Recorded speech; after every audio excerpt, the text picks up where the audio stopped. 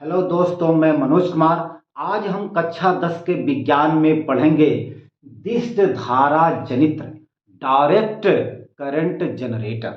Okay. हमने इसके पिछले वीडियो में पढ़ा था प्रत्यावर्ती धारा जनित्र। तो देखा जाए, हमने आपको बताया था कि प्रत्यावर्ती धारा जनित्र विद्युत चुंबकीय प्रेरण के सिद्धांत पर कार्य करता है। यह भी दिष्ट धारा जनित्र भी दिष्ट धारा जनित्र भी न विद्युत चुंबकीय प्रेरण के सिद्धांत पर कार्य करता है। यानी कि दोनों एक ही सिद्धांत पर कार्य करते हैं। दोनों के भाग बिल्कुल सेम है ना। आपने देखा था कि जो है प्रत्यावर्ती प्रत्यावर्ती धारा जनित्र में चार भाग होते हैं: चुंबक, आर्मेचर या कुंडली, सर्पी वलय और ब्रुश। यहां भी दिष्ट धारा जनित्र में भी चार भाग होते हैं। वही बात, क्षेत्र चुंबक, आर्मेचर और ब्रुश। केवल अंतर क्या है कि आपने देखा था कि प्रत्यावर्ती धारा जनित्र में विभक्त वलय के स्थान पे सर्पी वलय था, यानी कि वहां पर सर्पी वलय था। यहां पर यानी कि दिष्ट धारा जनित्र में सर्पी वलय के स्थान पर केवल विभक्त वलय आ जाता है। बाकी सब कुछ जो है वो सेम होता है। यानी कि जैसे जैसे आपका प्रत्यावर्ती धारा जनित्र जैसे जैसे काम करता है, वैसे वैसे दिष्ट धारा जनित्र भी कार्य करता है। दोनों का सिद्धांत, दोनों का प्रिंसिपल सेम है ना। तो अब हम आपको बता दें कि उसमें क्या होता था। प्रत्यावर्ती धारा जनित्र में जो बाहरी चालक में जो धारा हमें प्राप्त होती थी, उसका दिशा लगातार बदलता था। एक बार ऊपर, एक बार नीचे, एक बार ऊपर, एक बार ऊपर, एक बार नीचे, एक बार ऊपर, एक बार नीचे ना। लेकिन दिष्ट धारा जनित्र में जो धारा हमें बाहरी परिपथ में प्राप्त होगा, उसकी दिशा नहीं बदलती है, उसका दिशा सेम होता है ना। उसके दिशा में कोई बदलाव नहीं होता है। अर्थात जो जो धारा हमें बाहरी चालक में प्राप्त होता है, उसके दिशा में कोई परिवर्तन नहीं होता है। वह एक ही दिशा में बहता रहता है। किसमें? दिष्ट धारा जनित्र में। ठीक ना। यही दोनों में अंतर है। बाकी सब कुछ फंक्शन, सब कुछ वर्किंग फंक्शन, सब कुछ जो है क्रियाकलाप, कार्यविधि सेम है। तो देखा जाए, हमने आपको बताया था कि प्रत्यावर्ती धारा जनित्र विद्युत चुंबकीय प्रेरण के सिद्धांत पर कार्य करता है। दिष्ट धारा जनित्र भी विद्युत चुंबकीय प्रेरण के सिद्धांत पर कार्य करता है।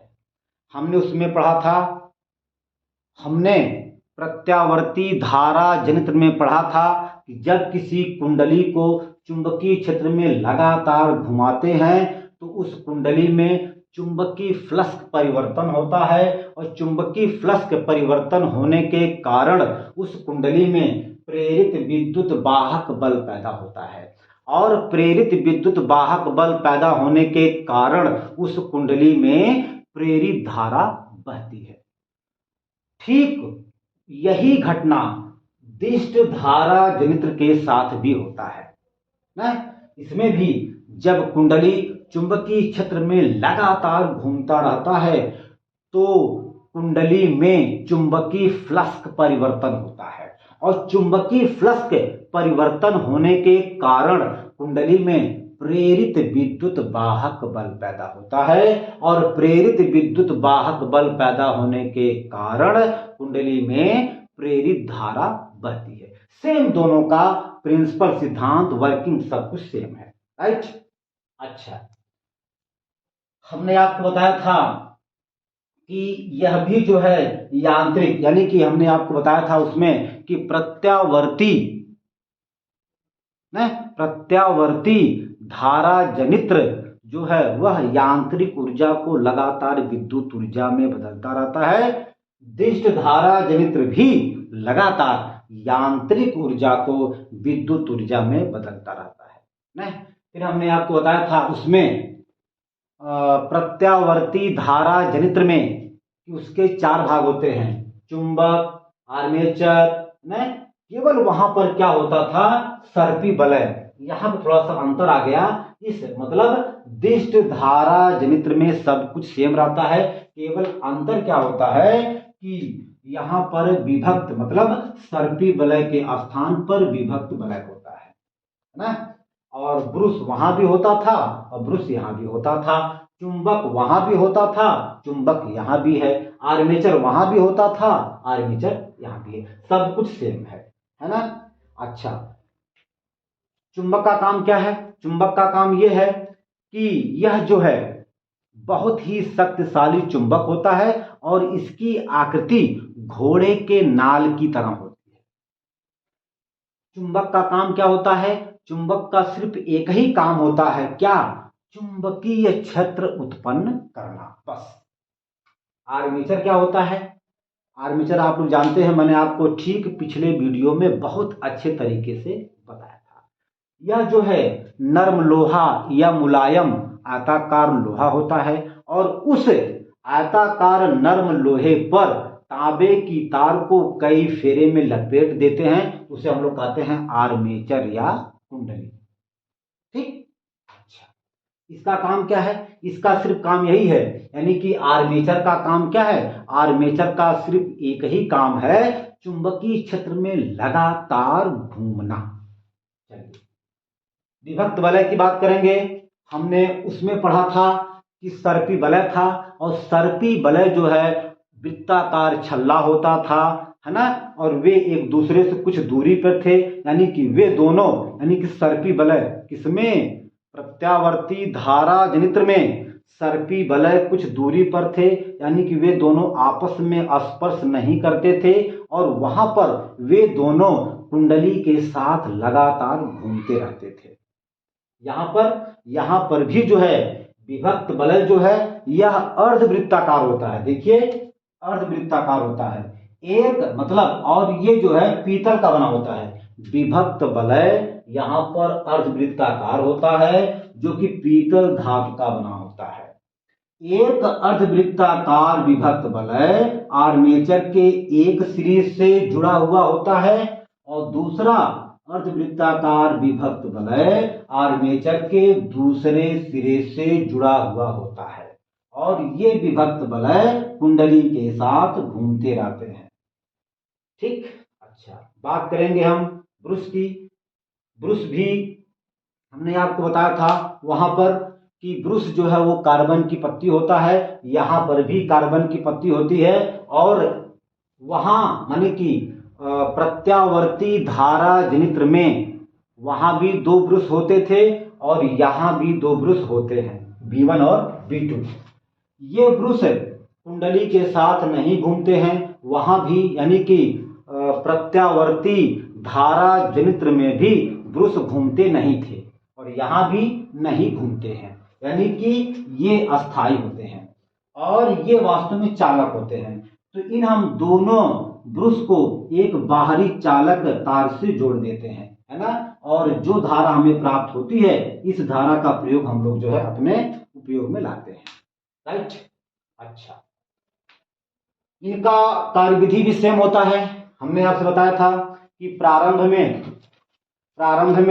यहां पर प्रारंभ में ये कुंडली जो है ना, ये जो कुंडली है ऊर्ध्वाधर दिशा में है, यानी कि चुंबकीय क्षेत्र में इस कुंडली का तल लंबवत रखा गया है। तो जब इस कुंडली का तल चुंबकीय क्षेत्र के लंबवत होता है तो उस समय जितनी यहां से चुंबकीय बल रेखाएं, यहां से जितनी चुंबकीय बल रेखाएं निकलती हैं वह टोटल का टोटल इस कुंडली के तल से निकलती है। इस समय जो है इस कुंडली का फ्लक्स बहुत ज्यादा होता है, लेकिन चुंबकीय फ्लक्स में परिवर्तन 0 होता है। मैंने आपसे कहा जब यह कुंडली स्थिर रहती है, रुकी हुई होती है, तो इसके चुंबकीय फ्लक्स में कोई परिवर्तन नहीं होता है, और जब कोई परिवर्तन नहीं होता है तो कोई धारा नहीं बहती है।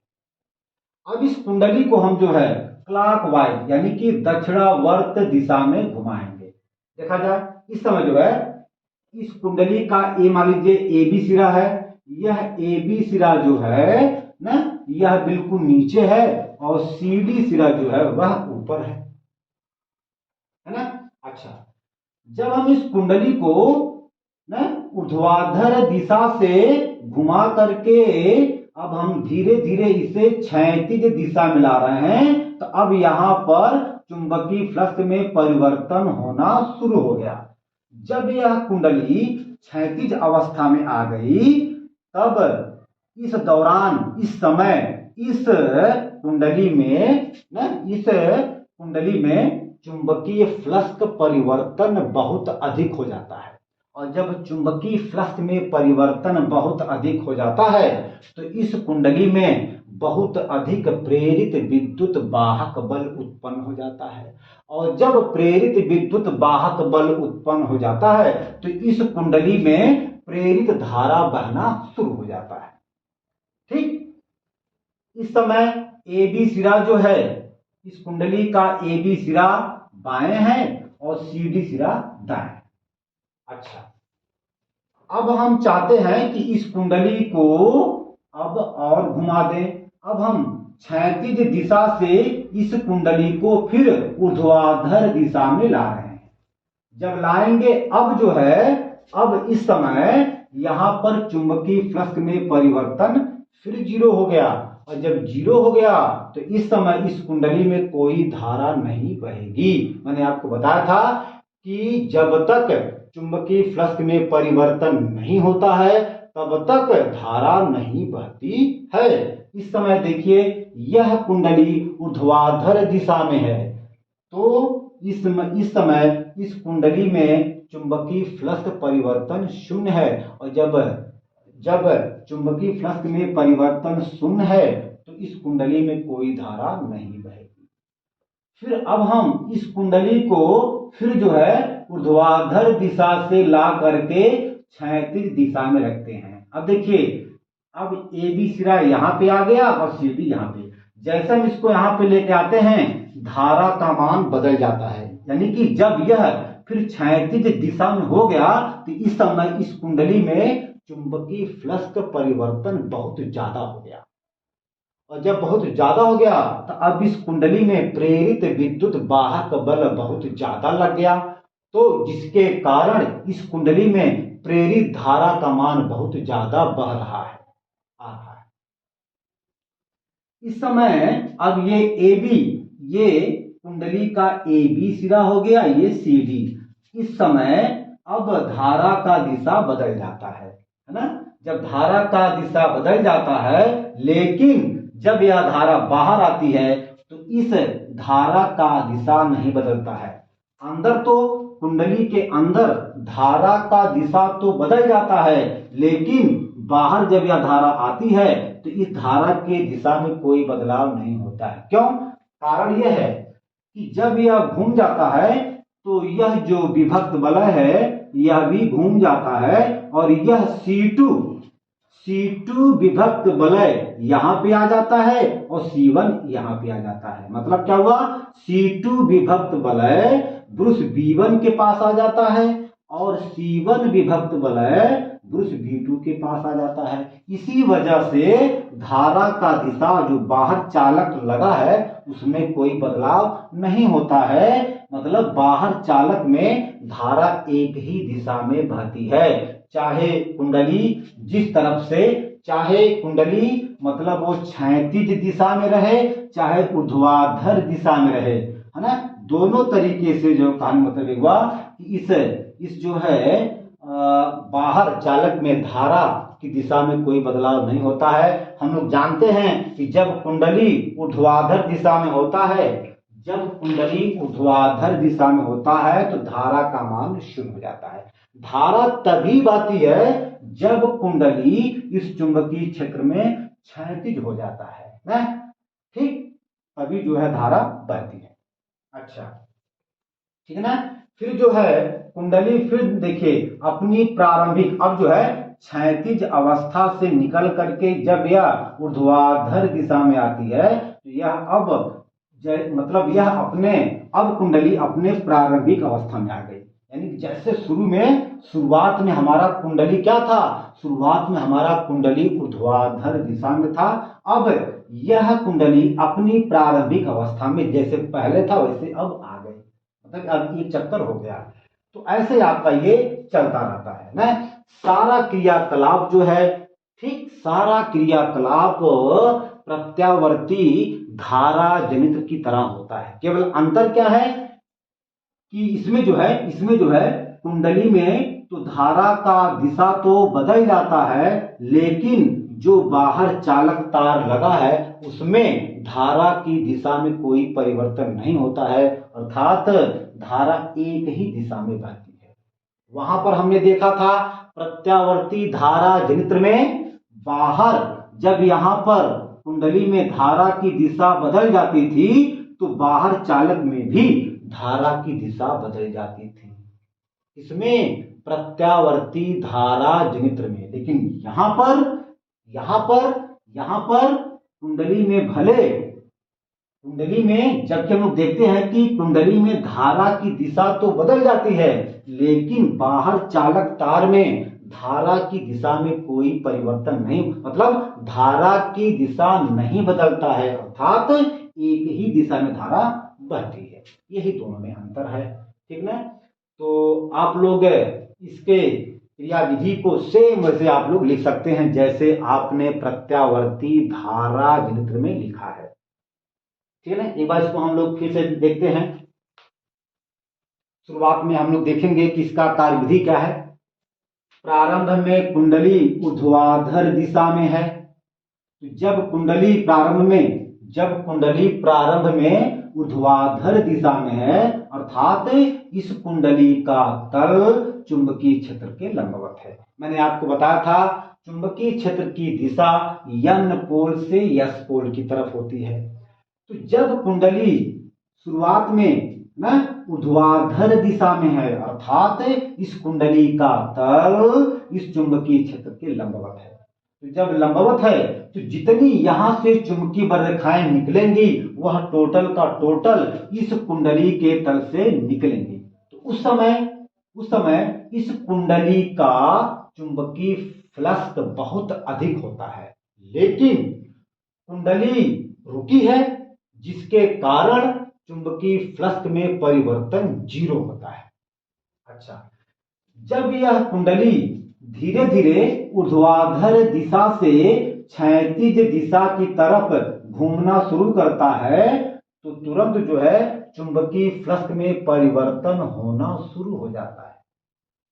और जब यह कुंडली चुंबकीय क्षेत्र में क्षैतिज दिशा में हो जाती है तो उस समय इस कुंडली में चुंबकीय फ्लक्स परिवर्तन बहुत ज्यादा हो जाता है, जिसके कारण इस कुंडली में प्रेरित धारा का मान बहुत ज्यादा आता है।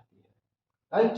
अच्छा, अब यह कुंडली फिर हम चाहते हैं कि अब इसको जो है ना क्लॉकवाइज डायरेक्शन में घुमाएं, मतलब अब यह कुंडली क्षैतिज दिशा से फिर जो है ऊर्ध्वाधर दिशा में घूम गई। जब ऊर्ध्वाधर दिशा में घूम गई तो इस समय चुंबकीय फ्लक्स में परिवर्तन 0, जबकि इस समय इस कुंडली का चुंबकीय फ्लक्स बहुत अधिक होगा, लेकिन चुंबकीय फ्लक्स में परिवर्तन 0। क्यों? क्योंकि इस समय यह कुंडली स्थिर है, रुकी हुई है।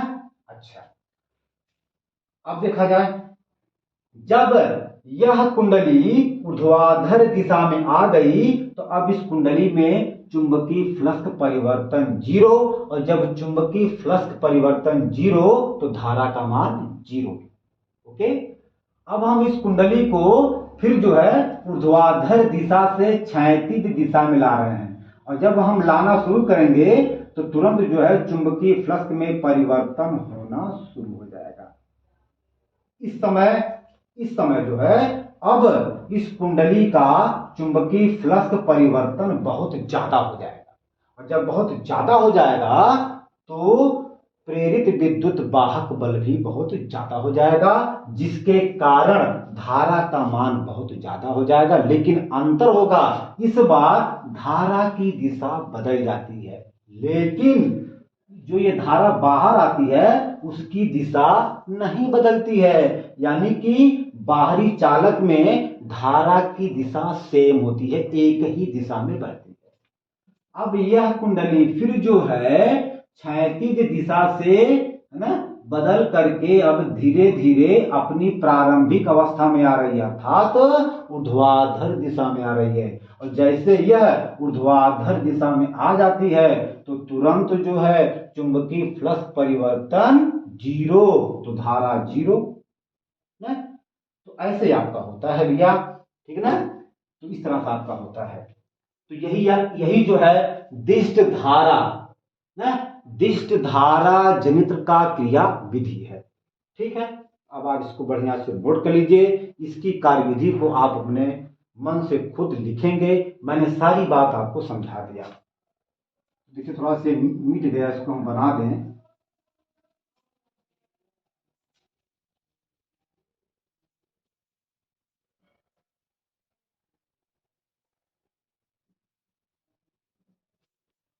मिट गया है ये।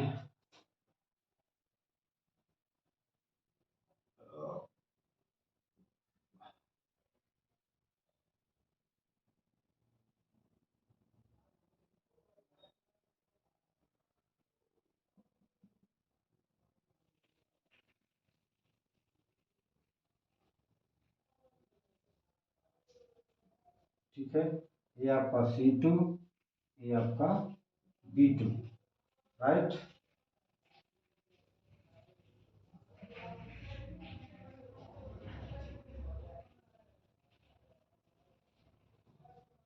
ये आपका कुंडली, ठीक है ना। ये आपका ए है, ये आपका ए है, ये आपका बी है, ठीक है। ये ऐसे धारा जा रही है, ऐसे धारा जा रही है, ऐसे धारा आ रही है। ठीक बेटा, अब आप इसको बढ़िया से नोट कर लीजिए। अब हम आज जो है अपने इस वीडियो को यहीं पर अंत करते हैं, और अगले वीडियो में हम लोग पढ़ेंगे प्रत्यावर्ती धारा और दिष्ट धारा में अंतर क्या होता है। ये हम जो है अगले वीडियो में देखेंगे। तो धन्यवाद।